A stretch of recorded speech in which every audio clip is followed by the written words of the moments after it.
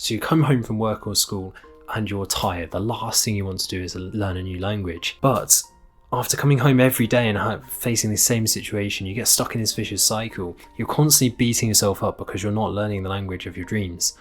If that sounds like you, in this video I'm going to take you through 4 simple steps to go from constantly beating yourself up for not doing the things that you want to do to being a language learning machine. Let's get started. So step number 1 is to identify your goals. What do you want to get out of language learning? What is the point in you learning the language that you're trying to learn? Now, it doesn't have to be anything really complicated or really specific or particularly long term, but you've got to have a goal, and this will kind of be forming the basis for the rest of the steps that we're going to be following. So I want you to take out a piece of paper and I want you to write on that bit of paper why you are learning the language that you are learning. So for me, when I first started learning Chinese 4.5 years ago, for me the goal was really simple, and the goal still is the same 4.5 years later today. It's kept me motivated all the way up until now. And that goal was to have good conversations with native speakers. Now for you, it could be that you want to be able to read ancient poetry or read books or watch movies in the language. That's fine. Whatever it is that you want to achieve, write that down on a bit of paper. So step number 2 is to make a list of habits that you need to form in order to reach the goal that you want to reach. Now I say 3 or 4, and you don't want to overwhelm yourself and try and do too much at once. So make a list of 3 or 4 habits that you think would be really important. Now here I want to mention that each habit needs to be really simple and specific. So you don't want to be writing a habit like listen more. You want to be writing a habit like listen to X language that I'm learning for 15 minutes while I'm on the bus at set time. Or for example, rather than saying practice speaking more or practice speaking as a habit, your habit should be for 1 hour on a Saturday morning, I'm going to practice speaking my target language with a language exchange partner. Now, when I first started learning Chinese, what did my routine look like? Well, it was actually really simple. It probably really consisted only of 3 habits. First of all, practicing speaking regularly with a native speaker. Secondly, watching TV shows and getting input in the language, things like that. And finally, doing flashcards and adding flashcards and reviewing them every day in order to build my vocabulary. So it's just these 3 simple habits that I had. Another tip here is that you want every habit to try and be really, really simple so you can convince yourself to do it no matter your motivation.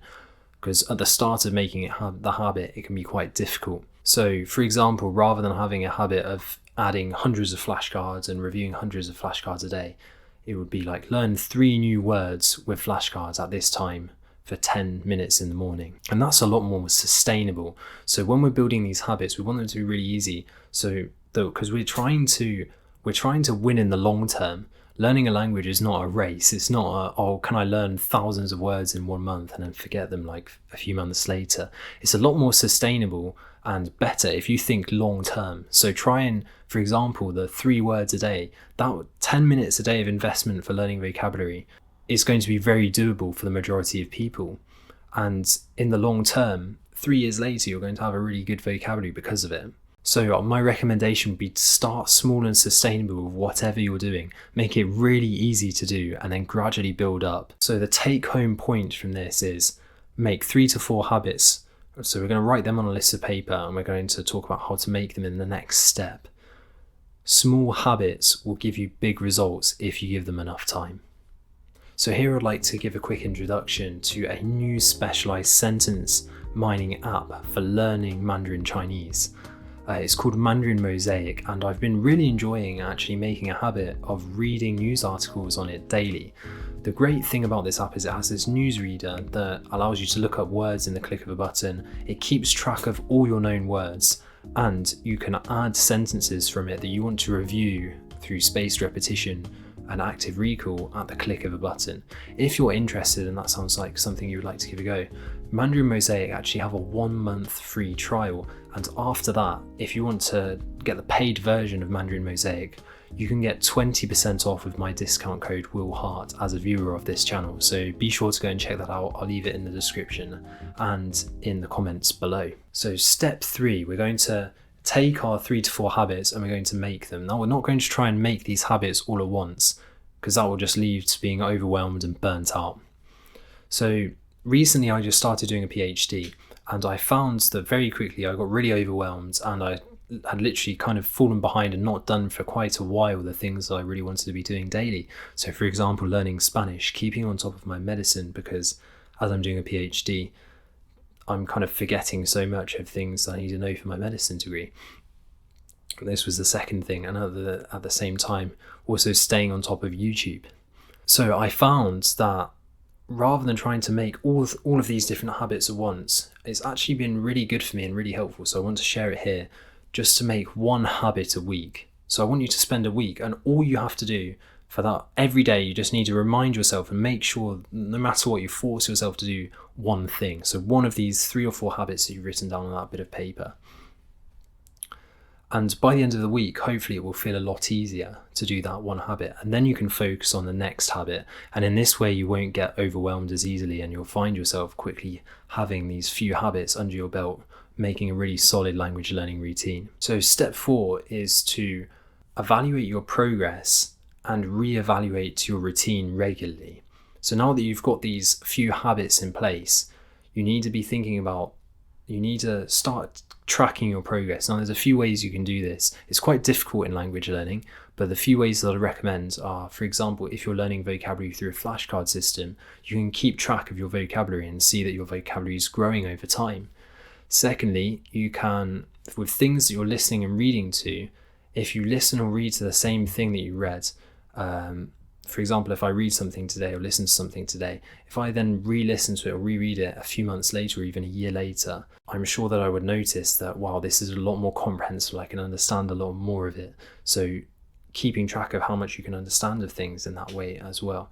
And finally, finding that you're able to express yourself more easily in the language. You're using things that you couldn't previously use, and you're having conversations and conversing better in the language would be another way to track your progress. So one of the reasons we're actually tracking our progress is not just so that we can reevaluate our routine and see what we need to be doing differently, but also to celebrate our successes and keep motivated.